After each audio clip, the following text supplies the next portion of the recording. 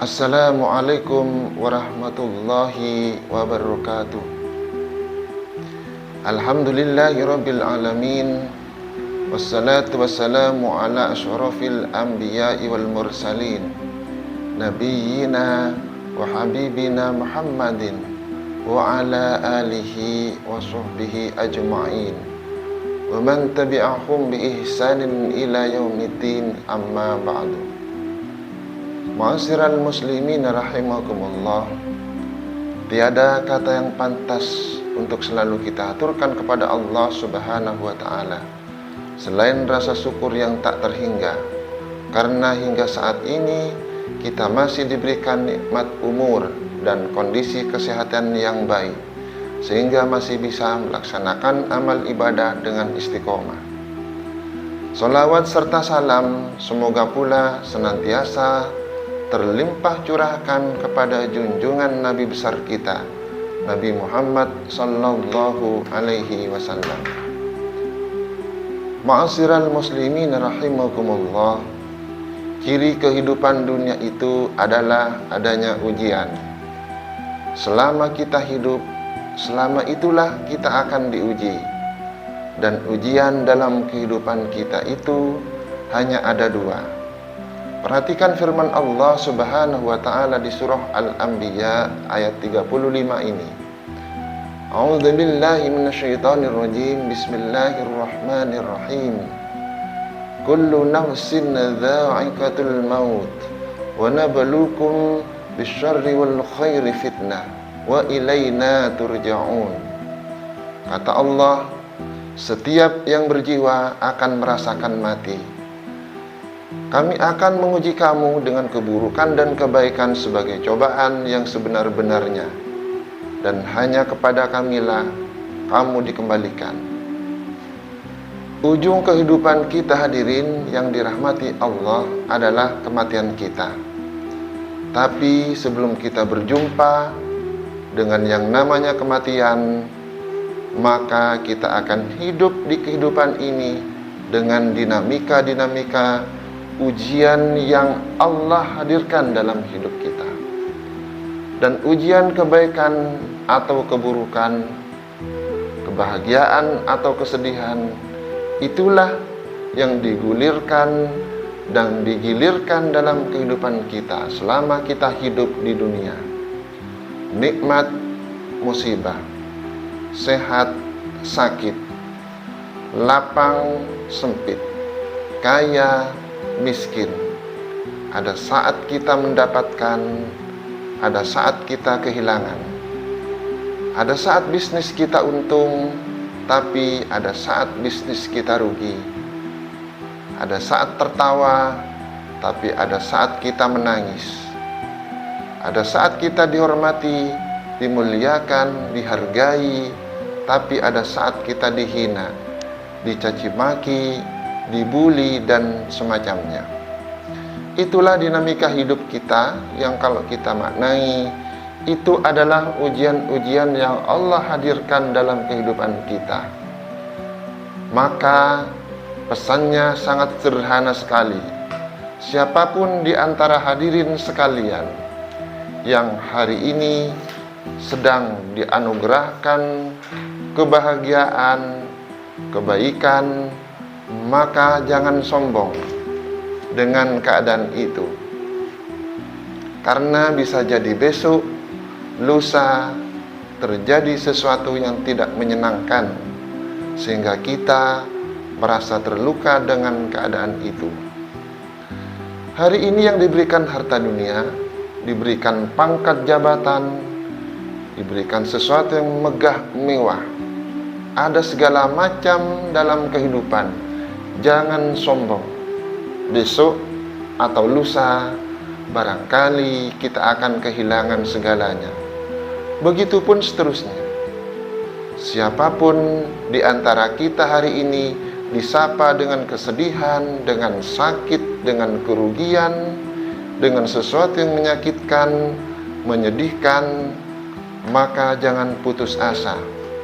Jangan frustasi, karena pertolongan Allah sungguhlah sangat luas. Inayah Allah senantiasa akan bersama kita, dan kita masih diberikan kesempatan oleh Allah Subhanahu wa ta'ala dengan rahmatnya, dengan kasih sayangnya, untuk senantiasa menjalani kehidupan kita walaupun sulit, walaupun di tengah kondisi sedih, terluka, sakit, dan segala macamnya, kita bisa mendapatkan kebaikan di hadapan Allah Subhanahu wa ta'ala. Maka perhatikan sabda Nabi Muhammad sallallahu alaihi wasallam berikut ini. Kata baginda Nabi dalam satu hadisnya, ajaban li amril mu'minina inna amrahu kullahu lahu khair wa laysa dzalika li ahadin illa lil mu'min. Sesungguhnya perkara yang datang bagi orang yang beriman itu baik, dan tidak ada satupun yang mendapatkan kebaikan itu kecuali orang yang beriman. Kemudian bagaimana keadaan orang beriman itu? In asabathu sarra'u saqara fakana khairan lah, wa in asabathu darra'u sabara fakana khairan lah. Apabila mendapatkan kebahagiaan, ia bersyukur, dan bersyukur itu baik baginya. Dan apabila tertimpa kesengsaraan, ia sabar, dan sabar baginya adalah baik. Itulah sikap orang beriman yang mengagumkan kehidupan. Maka hari ini kita semua sedang berada dalam kehidupan yang penuh dengan ujian, baik berupa ujian yang membahagiakan, baik ujian berupa sesuatu yang menyedihkan. Maka apa sikap terbaik kita agar kita kuat saat ujian ini? Maka jangan lupa menghadirkan Allah dalam setiap aktivitas kehidupan kita. Saat kita dititipi dengan sesuatu yang menyenangkan, menggembirakan, membahagiakan, ketahuilah bahwa itu bukan hanya serta-merta ikhtiar kita, tapi di balik itu ada campur tangan kekuatan Allah yang begitu besar kepada kita. Maka mulai katakan hari ini, jika ada yang diberikan sesuatu yang terbaik dalam kehidupan, jangan menganggap ini gara-gara saya, ini gara-gara usahaku, jangan. Tapi katakan, hadza min fadli rabbi. Ini semua datang dari keutamaan Allah. La haula wa la quwwata illa billah. Kami tak punya daya kekuatan kecuali yang menitipkan semua adalah Allah Subhanahu wa ta'ala. Ma'asyiral muslimin rahimakumullah. Kita itu dihormati, dimuliakan, dihargai karena Allah masih menutup aib-aib kita saja.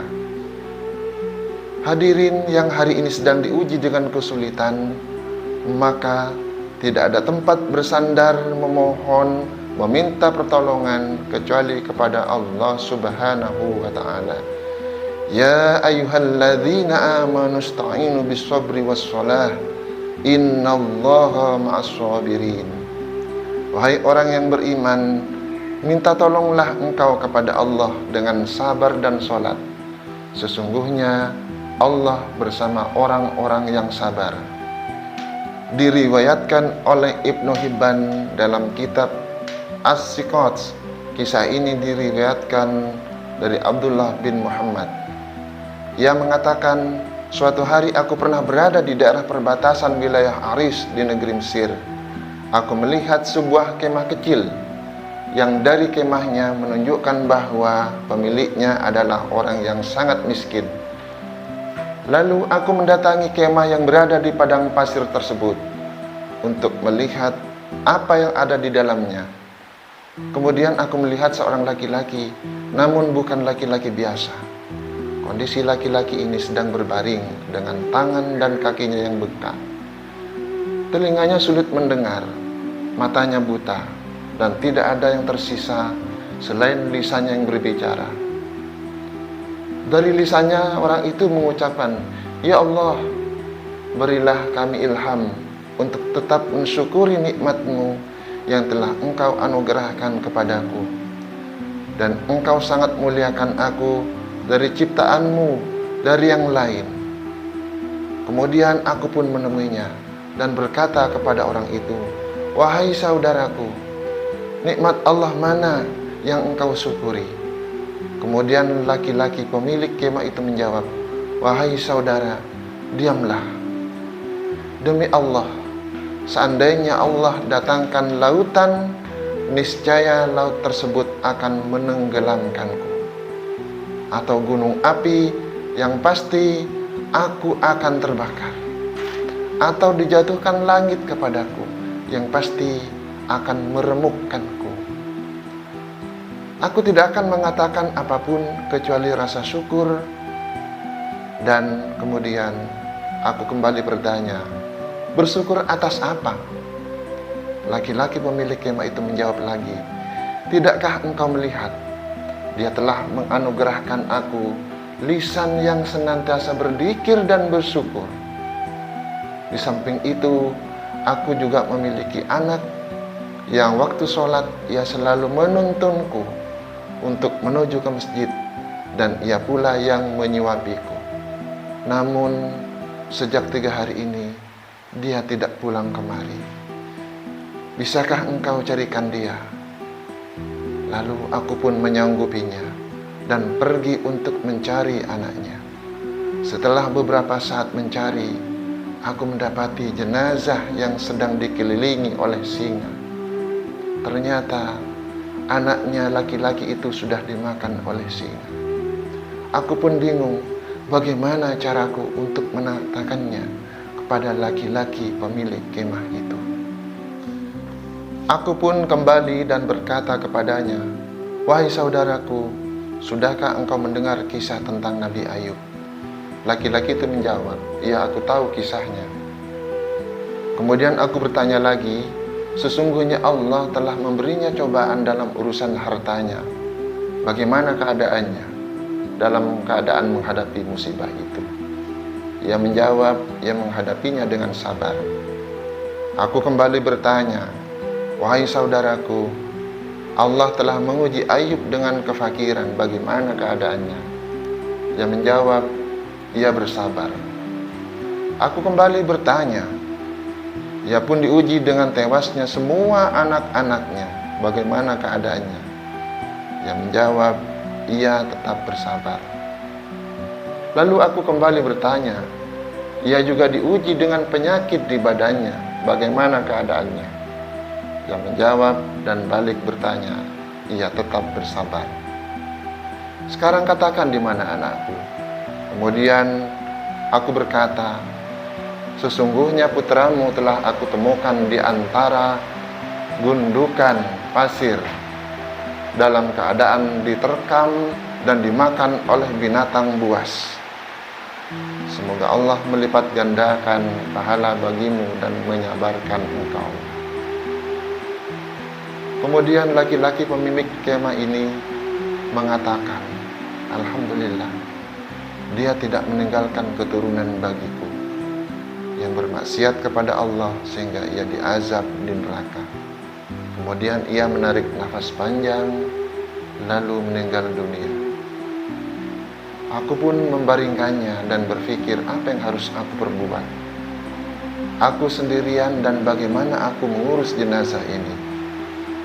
Kemudian aku tutupi dengan jubahku, dan beberapa saat kemudian lewatlah 4 orang laki-laki mengendarai kuda. Mereka berkata, wahai saudara, apa yang terjadi padamu? Kemudian aku pun menceritakan kepada mereka apa yang aku alami, dan aku meminta bantuan kepada mereka untuk mengurus jenazah laki-laki ini. Mereka bertanya, siapa dia? Lalu aku menjawab, aku juga tidak mengenalnya. Dia dalam keadaan sakit dan memprihatinkan. Kemudian keempat laki-laki ini meminta untuk membuka penutup wajahnya, karena mungkin salah satu dari mereka mengenalnya. Ketika aku membuka penutup wajahnya, tiba-tiba mereka tersentak, lalu mencium dan menangisinya, dan berkata, Subhanallah, wajah yang senantiasa bersujud kepada Allah, mata yang selalu menunduk atas apa yang diharamkan Allah, tubuhnya selalu sujud tatkala orang-orang dalam keadaan tidur. Lalu aku bertanya kepada mereka, kalian kenal dengan orang ini? Mereka menjawab, engkau tidak mengenalnya. Kemudian mereka berkata, ini adalah Abu Kilabah, sahabat dari Ibnu Abbas. Laki-laki ini pernah diminta oleh khalifah untuk menjadi seorang hakim, namun ia menolak jabatan tersebut. Perlu diketahui bahwa jabatan hakim itu adalah suatu jabatan khusus di mana mereka akan mengatur hukum dan menentukan hukum di antara manusia. Ini merupakan jabatan yang mulia pada saat itu, namun Abu Kilabah menolaknya dan pergi ke wilayah Mesir hingga wafat dalam keadaan seperti ini. Kemudian Abdullah bin Muhammad bersama 4 laki-laki tadi pun memandikan, mengkafani, dan mensolatkannya sebelum akhirnya memakamkan beliau. Dikatakan dalam kisah lain bahwa Abu Kilabah ini adalah sahabat Rasulullah terakhir pada masa itu, sehingga khalifah ingin menjadikannya seorang hakim. Dari kisah ini bisa dipetik sebuah hikmah, betapa sangat bernilai harganya dari sebuah kesabaran dalam menghadapi ujian seberat apapun itu. Kadang kita itu merasa diuji dalam kesulitan dibandingkan saat mendapatkan kebahagiaan, saat dikasih sesuatu yang sedang membahagiakan. Seolah-olah kita tidak diuji, padahal sebenarnya kita sedang diuji. Selama dalam kebahagiaan itu, kesenangan itu membuat kita semakin dekat dengan Allah Subhanahu wa Ta'ala, itu adalah nikmat. Tapi jika sebaliknya, hati-hati, jangan-jangan itu adalah istidraj, yang merupakan suatu kondisi yang memang menjerumuskan kita, bukannya mendapat kebaikan tapi keburukan. Lalu bagaimana caranya agar kita kuat dengan ujian kesulitan itu? Maka caranya adalah berusahalah belajar husnuzon kepada Allah Subhanahu wa Ta'ala dengan segala ketentuannya. Ma'asyiral muslimin rahimakumullah, yakini bahwa apa yang Allah hadirkan di dalam kehidupan kita itu adalah yang terbaik dalam pandangan Allah Subhanahu wa Ta'ala. Tidak mungkin Allah membebani setiap manusia, kecuali Allah tahu manusia itu mampu menerima beban itu. Allah sudah mengukur kemampuan kita untuk menanggung setiap kesulitan itu. Dan percayalah juga bahwa sesungguhnya kesulitan itu ada kemudahan, dan sesungguhnya sesudah kesulitan itu pasti ada kemudahan. Fa inna ma'al usri yusra, inna ma'al usri yusra. Oleh karena itu, percayalah, badai pasti akan berlalu. Percayalah, hujan pasti akan reda. Percayalah, masalah yang datang dalam kehidupan kita pasti akan ada usainya. Tinggal pertanyaannya adalah, bagaimana cara kita semakin mendekatkan diri kepada Allah Subhanahu wa Ta'ala di sisa usia kehidupan kita yang masih Allah berikan ini. Demikian yang bisa saya sampaikan, mudah-mudahan bermanfaat. Mohon maaf atas salah dan hilaf. Ihdinas siratal mustaqim. Assalamualaikum warahmatullahi wabarakatuh.